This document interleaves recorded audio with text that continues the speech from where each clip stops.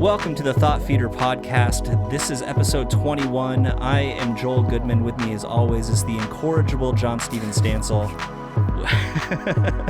We are so excited to have Bentley McBentelson on this show with us today. If you spend any time online, if you spend any time paying attention to major food brands, you'll definitely have seen work that Bentley has done. Bentley, we're super excited to have you on the show today. Thanks for being with us. Yeah, thanks for having. So to start out, can you kind of give us a little bit of your background in terms of how you got into the work that you do, the digital marketing that you do in the food/fast food space? Yeah, most certainly. So the majority of what I've done over the years has been in the QSR space. So quick service restaurants, fast food. So if you are a vegan or vegetarian, you likely would not have seen anything that I've done, if I've done my job correctly. But I've definitely touched on and worked on some very interesting campaigns over the years. So I used to be a digital marketing manager over at KFC US, and then I was a social marketing manager for Longhorn Steakhouse. Currently, I'm the digital marketing director for Long John Silver's, in charge of digital and delivery, based here in Louisville, Kentucky. My career trajectory was a little bit weird. I am the tender age of 36, which means that I came into being right around the time that the internet did.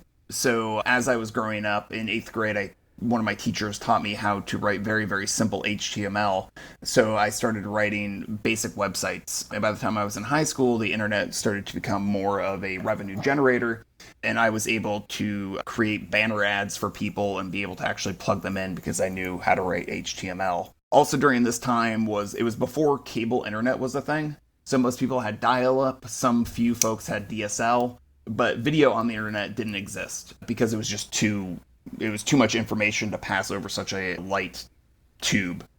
So I ended up getting a very weird niche where I was really great at video compression. So I could get a 2 megabyte, 6-minute file online and have it not look, artifact to hell. Nice. Which was a very unique situation back then. That was something that a lot of people couldn't do. So I ended up getting hired to do a lot of those sorts of jobs. And then when I graduated high school, I ended up going to film school because I wanted to be a filmmaker, and I specialized in film and video production. And while I was there in Manhattan, I started doing freelance work, and video very much so started taking over the internet, and I got more and more into the marketing world. After I graduated, I actually got a job in higher ed in the instructional technology department. So I built online classes for about a year and a half, and then I moved into a market research role with an Omnicom agency. While I was with this agency, and I was with this agency for 5.5 years, it was not very creative work. So I would just kind of do fun projects on the side. And I started making videos about KFC because I love Colonel Sanders and I love original recipe chicken. And I would make videos about KFC and then post them online. And eventually I ended up actually getting a KFC tattoo. So on the back of my leg is a picture of Colonel Sanders with crossed chicken bones with a banner that says original recipe. And it's awesome. Thanks. When I got it, the next week, the New York Times put out a social post asking for pictures of New Yorkers with their tattoos. So I submitted it to an online gallery of about, I think 270 people ended up submitting to it. And then about a month later, they picked 3 of those people to actually print in the Sunday edition of the New York Times, and I was one of those people.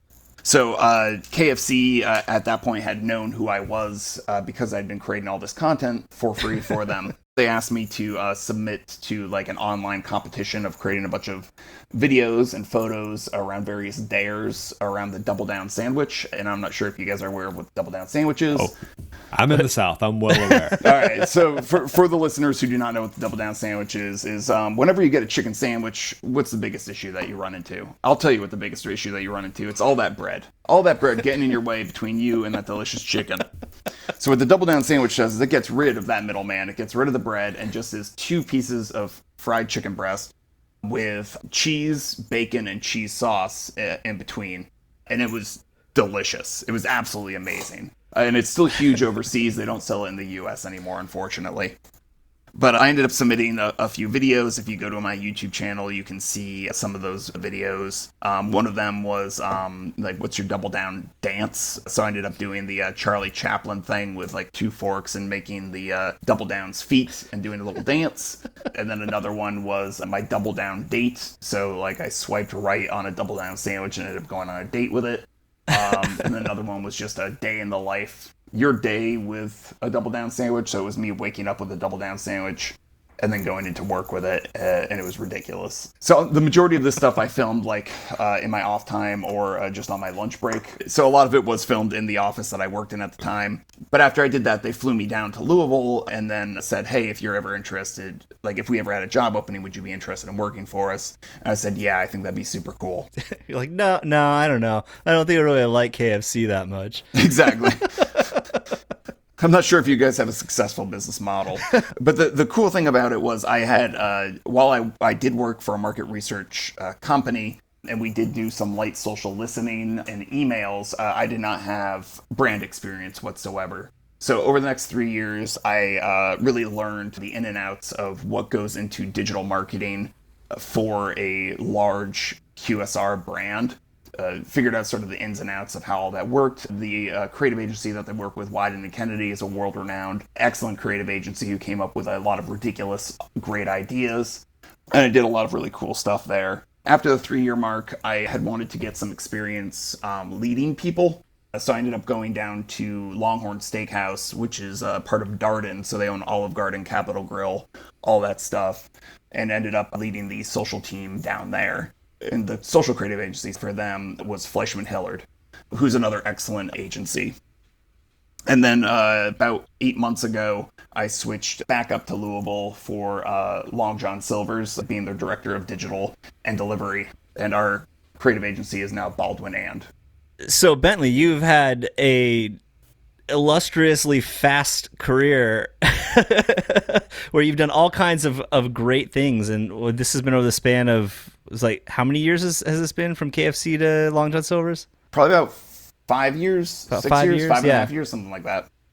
The primary course of your work is like engaging with audiences over social media and websites, and I mean with physical products and things like that. I'd love to hear like kind of your thought process as you've approached these different jobs. Are there certain things that you've kept in mind in terms of how to engage these audiences, especially because, like, I mean, Long John Silver's is way different from Longhorn Steakhouse, which is pretty different from KFC in terms of even just the product that they have, you know, not even considering that, like, you know, you actually go and sit down at Longhorn Steakhouse versus doing fast food for Long John Silver's and KFC. What are sort of the, I don't know, what drives you in terms of trying to figure out how best to engage those audiences, and how do you think about those processes? Yeah, well, there's with digital marketing with restaurants, there's a few different aspects to the interactions with people online. The first is the very basic one, which is customer service, social customer service, digital customer service. People expect nowadays to be able to reach brands, to reach help through Facebook, through Twitter, through Instagram, through email, through a website.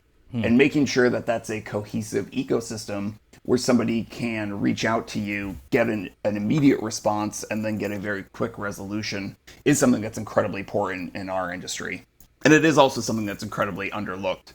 A lot of people think, oh yeah, you can just respond to people and like get their information. But it often ends up being a fairly involved process. There's a good amount of people who will just reach out and say, I had a bad experience, you know, at your brand. And then your job is to figure out what that bad experience was, where it happened, when it happened, and then also get contact information so a resolution can be put in place. Whether it's a call from the manager, a gift card, or a refund, which ends up taking a good amount of time. One of the most impressive things about Darden is they have entire groups dedicated to just social customer service. So when I was down there, I think there was something like 16 people employed just to do all of the social guest recovery for all of the Darden brands. When I was at KFC, there was an entire agency dedicated to it. Wow. So yeah, for our audiences mostly in higher ed, we're all teams of one doing this. Like, and especially, I think it's important. Like, that you talk about like 16 people doing this. Where I think, especially for higher ed leadership, they don't understand that. They don't think that it requires so much time and effort and manpower to be able to handle those sort of things. So 16 makes my jaw drop. Yeah, so like right now at Long John Silver's, it's also just a team of one. It's me and occasionally the VP of marketing, crazily enough, will jump in and actually respond, just because they haven't been prepped for that sort of a thing. But when it comes to higher ed, especially when there's a crisis that gets put in place, you definitely need more than a team of one on social. My mind immediately goes to Penn State, who every like 2 or 3 years has some sort of like major crisis or controversy happen with them. I can only imagine how diluted they get with people reaching out to them. Some of them with valid complaints about tuition reimbursement, or maybe like a class got dropped from the schedule, and then some people just complaining because they just hate the university. But all of those people need to be heard, and they need to be recognized, and they need to be resolved, whatever the issues are. And when it comes to fast food, a lot of people come in through the doors. Like any of my QSR jobs or casual dining, which is what Longhorn Steakhouse is, they're volume plays. People aren't sitting there for hours on end. Even if you come to a steakhouse to sit down, you're not going to be there for more than an hour or two. And it's really a numbers sort of a game. So with that sort of a volume of people, issues do arise. And figuring out how to properly speak to these people is incredibly important. Another aspect of digital interactions with people are just basic questions. Are you open? What's your menu? What are the allergens in X, Y, or Z? Things that you think would be incredibly, incredibly basic. People want to be able to, again, reach out to a brand and immediately have answers to their questions. Even if it's on your website, they want somebody to respond, or they want it to exist within the platform that they're reaching out for you on. Any e-commerce expert will tell you that the more clicks somebody has to do, or as soon as you click out of a website, the bounce rates are incredibly high. The same's also true with this sort of stuff. If it takes time for somebody to figure out when you're open or what your closest location is, they're just going to give up. And that's one of the things that companies like cable companies rely on, you not wanting to click around or search enough in order to find a number in order to actually reach out to somebody, because that ends up costing them money. Yeah. And then another aspect of the digital marketing is awareness. And that's where the cool stuff comes into play, and also where the advertisement stuff comes into play. So on social media, every brand is vying for attention. That's why hashtag holidays are even a thing, because brands do them. And then advertising is also something that is done a lot for attention. And then stunts is another thing that's done for attention, /PR plays. So I've had experience in sort of all of those aspects of the digital interactions with consumers. Yeah. Oh, man. I've got one, from a social media standpoint, I've got a ton of questions. Two, back to what you're saying about, searching for the website and going to social. It's such a common practice in higher ed, because all of that relevant information that prospective students, their parents want, is often so hidden on our website. Just to find out what day the first day of classes is not anywhere on most universities' homepages. So rather than going, 3 or 4 clicks down to find it, the first response is go to social media and ask that. So I think that's something we all have to be real cognizant of, especially like the time allotted for your social media manager who's answering those sort of questions. Like a lot of times the social media manager or the person, whoever's behind the account for the university, they're not even trained in the same ways that recruitment officers are, that your admissions officers are, or they have to be a person that knows every single thing about the university, and so many times you're not provided the education to do that, or the training to do that sort of a thing. Yeah. Well, one person can't know it all. Like I used to run social for the Texas Department of Transportation, and people would tweet me and say, what's the traffic like on Main Street today? And it's like, I'm in Austin, Texas. You're in El Paso. Like, I have no idea. But anyhow, let's talk a little bit more, Bentley, about, you mentioned stunts, and I think stunts is, one of the things that gets most attention. Can you talk a little bit about some of the brand awareness stunts that you were involved in, and which ones you were most proud of? Yeah, most certainly. So between KFC, Longhorns, and Longhorn Steakhouse, I've done quite a bit. Long John Silver's I onboarded right when COVID hit, so all of those plans have definitely been put on hiatus until we're out of the current pandemic. But with KFC, I did a lot of very interesting things. The one that I think I'm most proud of is probably the interaction with WWE and Colonel Sanders while I was there. So the actual first stunt with them started right when I got hired. So I didn't have a lot of input on that, but all the ones afterwards, I was usually the go-to WWE guy. And my favorite thing that happened was on one of the shoots. I was up in, I want to say it was Pittsburgh, having a drink with our WWE contact. And we were just kind of talking, and he was talking about how WWE 2K is going to be coming out in about like 9 months. And I think I was 2 or 3 bourbons deep, and I was like, Keith, like, what do we need to do in order to get Colonel Sanders in the WWE video game? And he just goes, oh, you're interested in getting Colonel Sanders in the WWE video game? And I said, yeah, of course I'm interested in getting Colonel Sanders in the WWE video game. And he's just like, all right. So then we ended up getting Colonel Sanders in the WWE video game. And it was like one of the lightest lift, highest impact things that I've ever done for the brand. Because it ended up being like just an incredibly great Easter egg and fun thing for, the fans. And that's really what it's all about, is you want to be able to surprise and delight people, make people kind of chuckle a little bit and just enjoy your brand just a little bit more, because you show that you understand them and are able to connect to them on a level outside of here's chicken, buy this chicken. Yeah, and that's one thing too I've noticed a lot, especially with your work in KFC, is so many collaborations with other brands. And like you said, that one was kind of a light lift too, but such a profound impact. And, personally, seeing some of those myself, I've kind of racked my brain, like, what sort of collaborations can we do as a university with local businesses to kind of delight our audience and have that sort of connection? Because, every college town has that certain, local restaurant or something that people are really attached to. How can we build those connections? So can you address a little bit more of that and some more of the collaborations that you've taken part in?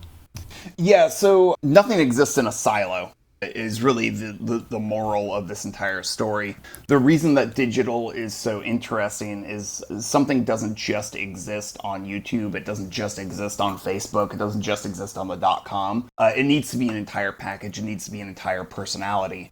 And when you're able to collaborate with somebody or something and break out of the sort of rut isn't the right word for it, but pattern, the normal pattern of, here's a commercial, they're going to advertise a product, we're going to go in and get that product.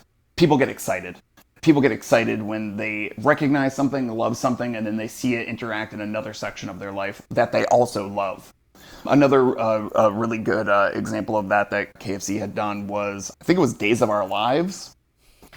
At the time, George Hamilton was the Colonel, and I forget if it was Wyden and Kennedy or our media agency at the time, Spark, who came to us and said, hey, we have this opportunity to have Colonel Sanders be an actual character in the soap opera. And I don't know if you guys have seen it or not, but it was a very intriguing sort of partnership where soap opera fans are incredibly rabid. They're some of the most addicted, just like out there, like loyal fan base that you could ever run into. And our creative agency, Wyden Kennedy, was able to research the soap opera sort of landscape, figure out the proper characters for Colonel Sanders to interact with, and then actually created portions of the story that he interacted with that are still on the show today. So the plot of it was, there's 2 women. I want to say one of them was a reporter, and I forget what the other one did. They're talking. One of them gets a phone call or text from Colonel Sanders, and then Colonel Sanders pops over with a bucket of chicken, and then they have a conversation where he talks about how he interacted with like a spy agency that's part of the show. And then also drop the name of some like villains that are on the show. And then he asked one of the people to keep the secret recipe safe So she took a book off the shelf, slid the secret recipe in there, and I believe to this day that book is still there. So technically, Colonel Sanders' secret recipe is still on that set.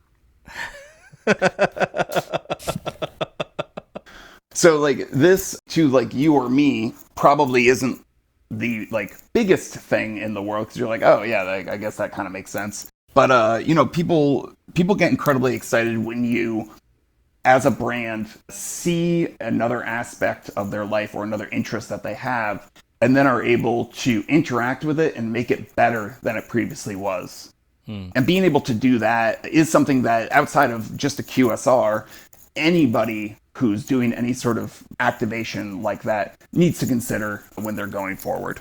Yeah, and I think that's something higher ed can learn so much from, because we have our populations, you know, our alumni aside, but, you know, current students, they're a captive audience on our campus, and there's so many opportunities to provide that moment of delight from, you know, some sort of activation on campus. I know Texas A&M sent some really cool stuff with like having claw machines on campus with like their mascot in there just popping up at random spots throughout the beginning of Welcome Week. But there's so many opportunities for that, and I think we miss a lot of them of actually having digital and in-person activations coincide, and I think we kind of miss that in higher ed a little bit. Yeah, and that's the in-person aspect is something that is, I would say, even outside of higher ed, just in marketing in general, missed quite a bit.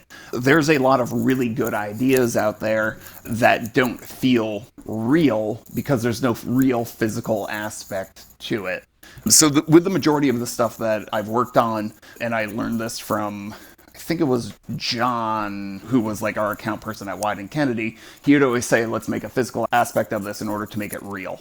So even if it's just like, I don't know, Long John Silver's branded, I don't know, car. Like, let's say we made like a car. We made like a whole bunch of like DeLorean-esque style graphics, but it was actually like a pirate ship with wheels, and would drive around throughout social. Like, let's say we create a whole bunch of digital stuff for that.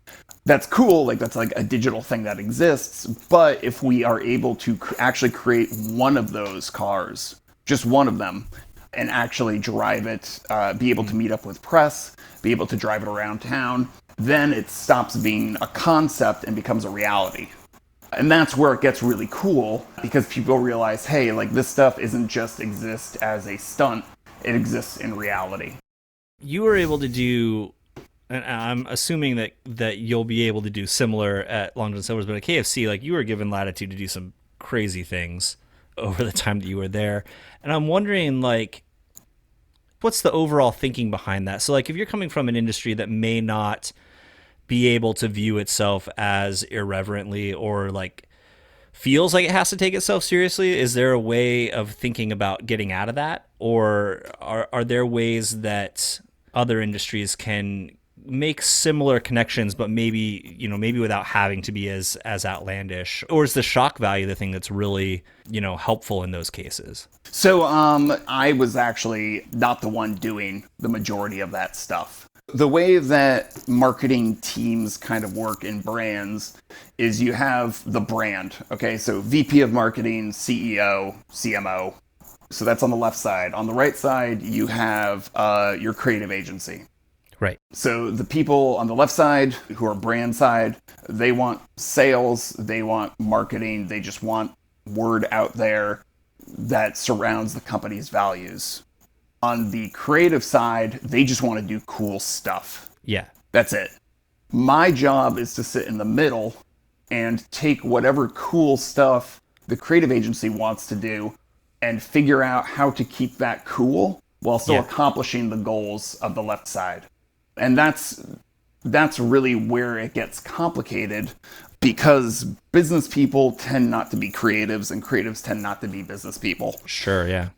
So a lot of the time, I would find myself being pitched by the creative agency to do an idea. And this is true at Longhorn Steakhouse and also true with Long John Silver's. And then my job is to figure out how we can position that so that the people on the business side will understand that this is good for business, or shift it enough to be like, okay, this is how we can accomplish what we need to as a brand, but still being able to do cool stuff to get attention. Like, you can do a whole bunch of cool stuff to get attention.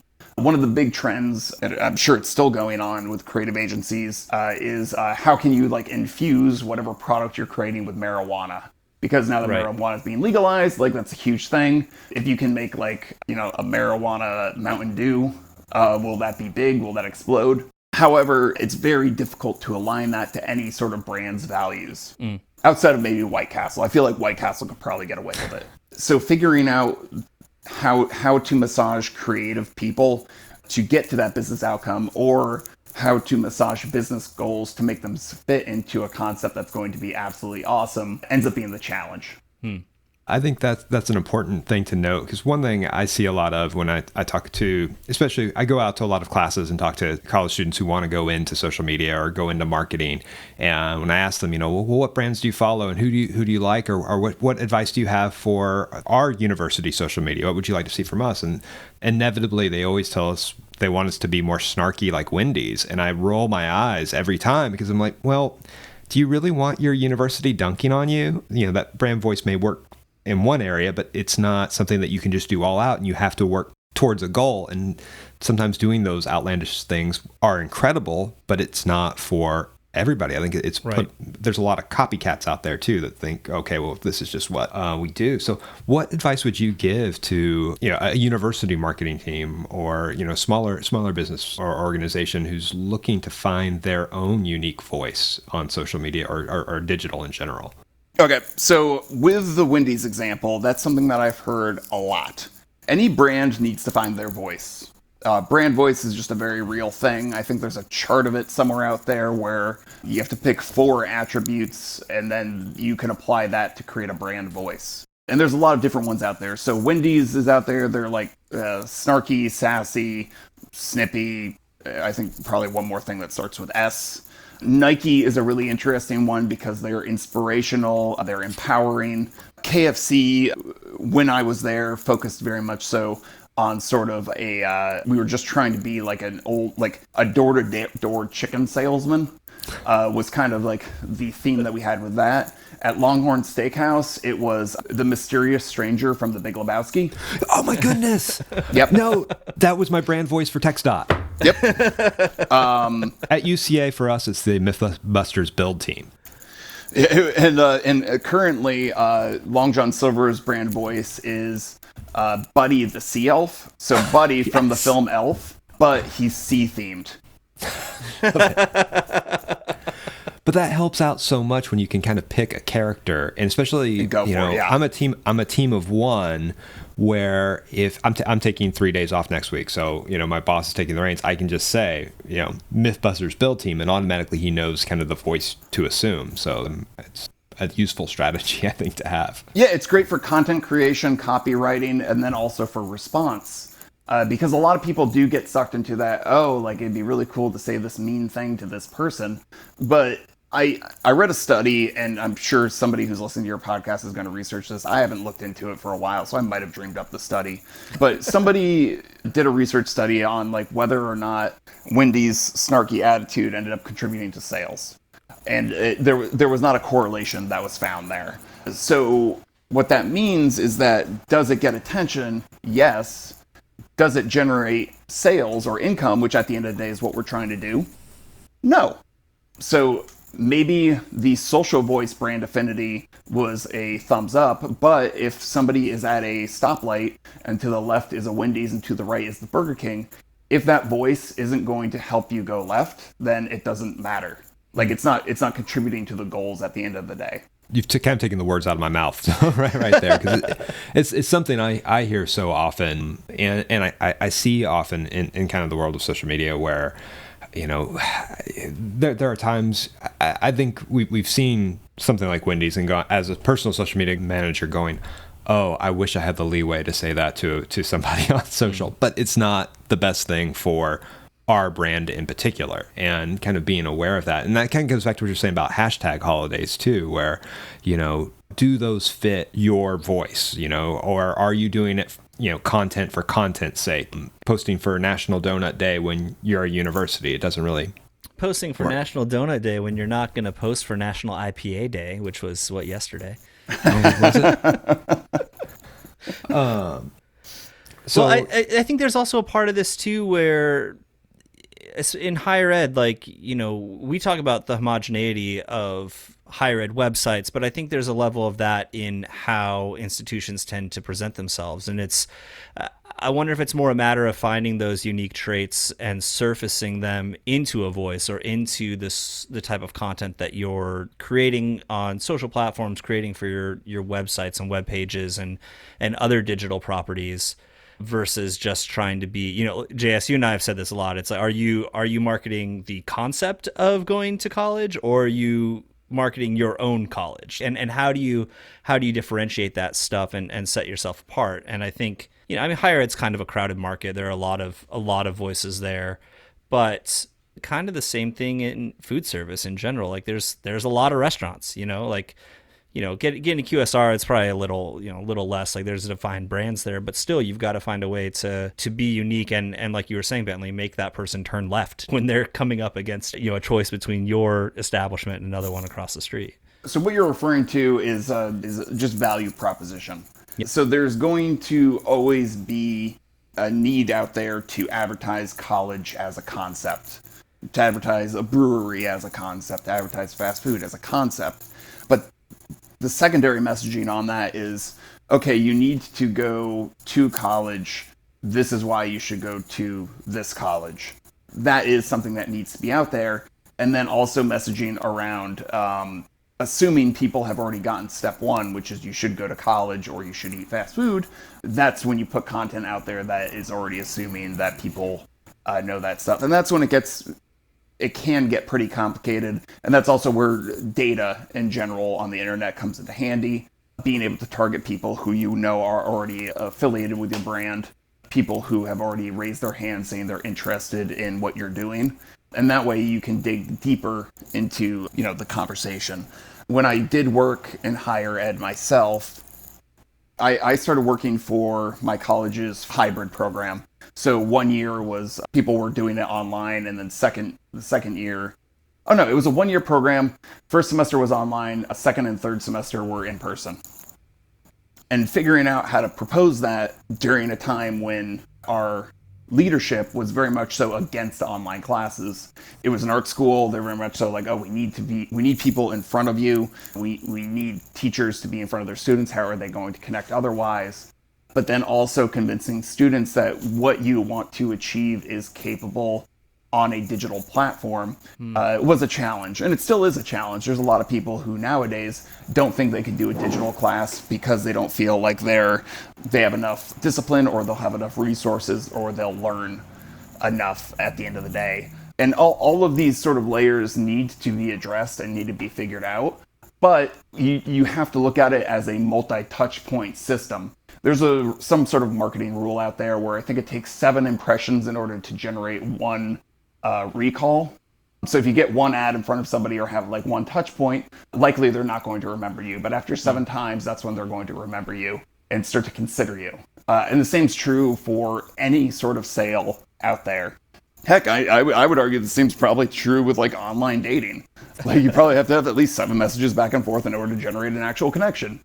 So like knowing that, and knowing that likely social is not going to be that one touch point 7 times, you need to be able to come at it from all different angles. And with these different angles, you can provide different value propositions each time, as long as they're all tied to the same theme. Yeah, the online experience is a big issue right now, of course. And that kind of makes me think, too, not just getting people to sign up for online courses. Right now, we've got so many students who are, every campus is at a different state right now, and some are in flux. So it may, they're planning on returning to university, and they may be doing in person, they may be doing hybrid, they may be going all online, but they're already enrolled in our universities, and we want to keep them connected. And I think that kind of goes back to, one way we could do this is kind of going back to what you're saying earlier, is finding some of those moments of delight where maybe they can't come to our campus, but they can see some sort of representation in another way.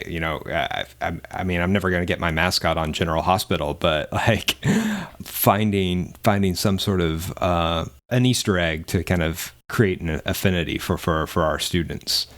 Do you have any thoughts and ideas of how universities might be able to do something like that? Yeah, most certainly. So I would argue that you might be able to actually get your mascot on General Hospital. So the concept of product placement, which that General Hospital idea was, has been going back to like the 50s. So it's a pretty regular concept. In anything that you watch, there's going to be product placement. I was just watching the New York Islanders, who just won 5-1 against the Florida Panthers, and now they're a seed in the playoffs. But the entire arena is lined with advertising there. I watched Shazam, the movie, the other day, and there was I think it was a burger company that like the police were eating, and there was a very prominently featured soda cup there. I want to say it's Bud Light is the sponsor for It's Always Sunny in Philadelphia, and that's the only beer that they're actually going to drink on screen. So all of these various creative outlets need physical things involved in that. It's Always Sunny in Philadelphia, another great example. They had, what's the name of that weird green thing? The Fanatic. The Philly Fanatic. They had an episode with him on it. Realistically, they could have had it be anything else, but they need those sort of bits of reality, because every Phillies fan, as soon as they saw that, I can guarantee got excited. So if you're able to figure out what that niche is, what's that connection between your college and some sort of creative outlet, then you can do it. What is your college sort of like? What are their best programs, I guess? We're really big on nursing right now, and we've got a large business school. Okay, so like I actually don't know a lot about nursing, and I guess you can't really like brand IV bags, but the immediate thing that came into mind would just be like the donation side of things. So doing food donations to nurses that are currently working because they're essential workers right now. A lot of fast food places have been doing that, and it's just a great way to get sort of like that welcome news out there. But if you approach any sort of local or perhaps even national production company that you think there could be a connection with your school, they would at least kind of throw that into consideration. And it might come at a cost. That General Hospital thing wasn't free. WWE wasn't free, but it definitely ended up paying itself off, 1,000-fold.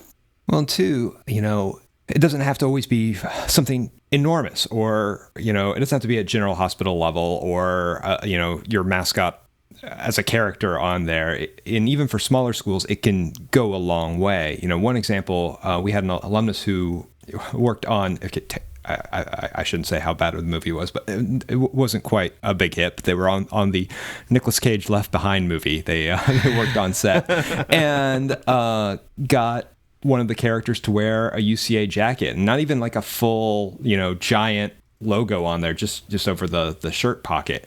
And our students went nuts for it when we announced it, just because, one, we're not a major university like a Texas A&M or a UT Austin that everybody knows the mascot and everybody knows, the school. So for a smaller university, those students seeing their university logo on even a smaller motion picture, a Nick Cage movie, right? Still very cool. It was a big deal for them. So, reaching out to your alumni and finding some of those opportunities for I don't think I've heard people talk about product placement much in higher ed, but I think there's a big avenue for it. Yeah, most certainly. And, people are very excited to talk about the colleges that they graduated from. I know the majority of alumni programs will just send out a letter maybe once a year, twice a year, asking for donations to the college. And I certainly know mine does. I haven't given to it, and I can't see myself giving to it anytime soon. But if they instead asked me to come in and give like a talk to some of the students, I would consider that. If they asked me to do like a video testimonial for what was valuable about going there, that's something that I would do. And I am by no means a famous person, but if you had your friend who worked with Nick Cage do it, I don't know if he had any screen time or if he was behind the camera, but that's something definitely to consider putting out there. Testimonials and first person, actual real people speaking about their experiences, whether it's going to a school or honestly even getting team members into our restaurants, it's an incredibly important thing. One of the things I really valued about Longhorn Steakhouse was they were incredibly team member centric, and they have something called the Steak Master series, where there's various challenges for cooking steaks in our restaurants, and all the grill masters compete in it, and then each district nominates or ends up getting one person who goes to Orlando, Florida, gets a full expense paid trip there, and then they get to grill steaks and then give it to the C-suite of Longhorn Steakhouse. And then the winners get, I want to say it's like $10,000 and like a week free vacation in Disney or something like that. So what that ends up doing is being good content for social, because it shows, hey, we actually care about our team members. We're not just saying this. And then it also ends up being direct people who work with us and for us saying how good it is to work with us and for us. And that's, you know, those testimonials, there's a reason why websites still have testimonials. There's a reason why movie posters still have quotes on them. It's because people trust actual people talking. That recommendation from a friend or at least a known entity is always going to be better than any sort of commercial that can be put out there. Awesome. Yeah, I think that covers it. That's awesome. I would feel remiss, though, if I didn't say that the 11 herbs and spices following is one of my favorite social media things that's ever happened. And I'm a snob about social media stuff. Like, to me, that's absolute gold. I loved it. Well, the funny thing about that was when I first got hired at KFC, I got put down in front of a computer during my second week because they didn't really know what to do with me. It was a new role that they had made. So my boss put me down in front of the computer. It was just like, hey, I have a whole day of meetings. Can you just like look at our social profiles and digital properties and like what would you do to plus them up? So one of my recommendations was to, at the time, I think we were following 35,000 people on Twitter. I said, okay, like, why don't we just like unfollow all these people and let's just follow 11 people. We can either make it like a bunch of team members. It could be really people that are actually like important to KFC history, or maybe we could just follow Salt and Pepper and like people named like Rosemary, Thyme and whatnot. My boss was just like, okay, cool, pitch it to the creative agency. So I gave it to the creative agency. They said, we like this concept, but like, let's make it the 5 Spice Girls and 6 guys named Herb. And I said, go for it. So then between the creative agency and myself, we unfollowed everybody. I personally unfollowed about 5,000 people. Twitter does not have a bulk unfollow. Even if you spend millions of dollars with them, there's no way to bulk unfollow, so it was a very manual process. And then even when you get to 0, we had to wait several months to start following people, because if you deactivate your profile or get it suspended, and then it gets reactivated, you get added back into that follow list. So we'd go like 3 days where we were at 0, and then all of a sudden somebody would pop up. And generally speaking, the accounts that get temporarily deactivated do so for causes that you don't really want to be associated with a brand. So it ended up taking, I don't know, maybe 6 months in total to actually get to it. But then when we finally got to it, I remember I went up to the VP of marketing and I was just like, hey, George, like, look at what we did. And then I showed it to him and he just went, oh, yeah, that's funny. And then I went up to our PR people and I was just like, Lori, look at this. And she goes, yeah, that's funny. Like, I don't know if there's a story in there. But yeah, it's funny. So for about 3 months after that, it was just my bar joke. So like people would be like, oh, what do you do for a living? And then I'd say go to KFC's Twitter and see who we follow. And then the day that it exploded was when BuzzFeed had written an article about it. A few other people had discovered it previously, but BuzzFeed ended up getting wind of it, and then it just absolutely exploded and became the biggest social activation that KFC had ever done for effectively $0. Yeah, and it's so subtle is what I appreciate about it, and I think a lot of people do, is that, you know, it was there for a while before anybody really noticed it, and kind of like you said, I don't think, you know, you take it to your boss like, oh, whatever, but hey, it's just such a clever use of that real estate to make an impact. It's really one of my favorite moments on social media. Thanks, man. Yeah, it's definitely lightning in a bottle, and will likely never be able to be recreated, but I'm glad to have been a part of it. Well, you were all really smart to capitalize on it too, with you know, getting that oil painting done and everything like that. That seems like one of the kind of the turning points in how KFC's Twitter voice entered the mass noticeable mind of the consumers, sort of. Well, that 100% was Wine and Kennedy was able to execute that very, very quickly. I think they ended up getting that painted in 5 or 7 days. And I remember we had a huge meeting about it. That's kind of like one of the things you don't realize, like, before you start to work in this industry, how many meetings you have about things that are really effectively stupid. Yeah. And we had like thousands of dollars worth of salaries, like sitting in a room being like, okay, how can we reward this person? My idea was just to get a giant trophy because I think trophies are funny. And then Wine and Kennedy was just like, hey, listen, we have this oil painting done. And then there was a huge debate whether they were going to be able to get it done in time. But they were absolutely masterful about planning out, like, there's like a little like Twitter bluebird in there. There's like a Loch Ness monster. There's a whole bunch of Easter eggs in that painting itself. And then that did start to become part of the strategy while I was still there, and I don't know if they're still continuing it or not, where even when I left, there was a few things that we had done that still hadn't really been figured out or discovered. And I'm not going to blow any of it on this podcast. No, of course not. But like, there's definitely some funny stuff that was left behind and hopefully still continues to happen over on that side. Well, that brings up a really good point, and I'll let you go right after this, but I want to ask you, you've talked about this, with your working relationship with your agency, and I think in higher ed, we see a lot of marketing departments working alongside agencies and not having the best relationship or being able to express their needs to the agency or vice versa. So do you have any advice for establishing a better relationship with the agency that you're working with? So one of the things that I think ended up working out really well for us was that I was the middleman between business side and creative side. A lot of people or a lot of companies end up cutting out that middleman who can sort of resolve both things, because I exist in a very like weird and stupid world. We all do. We're like, so like if you go on like Long John Silver's like Instagram feed, you can very clearly see where I started working for the company, and that's stuff that I primarily just did. But when you have like an entire team of creatives working, they end up coming up with like absolutely wonderful, brilliant, crazy ideas. But the business people they don't think, oh wow, this is just absolutely amazing. They think, how is this going to contribute to the bottom line? How is this going to get us to accomplish our business goals? And if you don't have somebody either on the creative side or on the brand side who can resolve those two things, then you just get disagreement and discord. The company is not happy with the agency is not happy with the company.